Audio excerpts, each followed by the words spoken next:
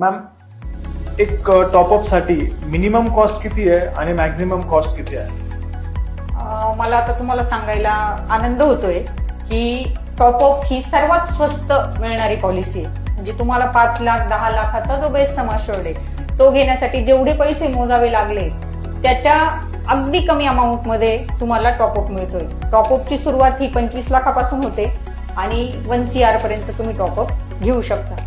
तर साधारणतः ज्याची 5 लाखाची पॉलिसी आहे तो 45 लाखाचा टॉपअप घेईल आणि जो 10 लाखाची पॉलिसी आहे बेस सम अश्युर्ड तो 90 लाखाचा टॉपअप घेईल. तर एका 35च्या माणसाला त्याचं कुटुंब, नवरा बायको 2 मुलं अशा 4 मेंबर्सला 90 लाखाची पॉलिसी जर घ्यायची असेल टॉपअपची तर त्याला एक 3,000 रुपये अप्रॉक्स खर्च येतो.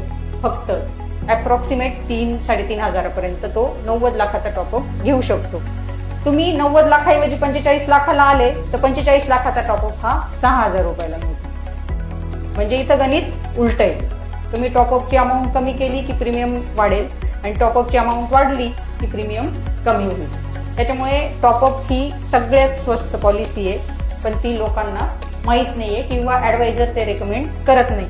तर टॉपअप किंवा हेल्थ इन्शुरन्स संदर्भात अधिक माहिती जेव्हा तुम्हाला समजा घ्यायची असेल तर तुम्ही निश्चितच वेल्थ क्रिएशनला कॉन्टॅक्ट करू शकता या संदर्भात.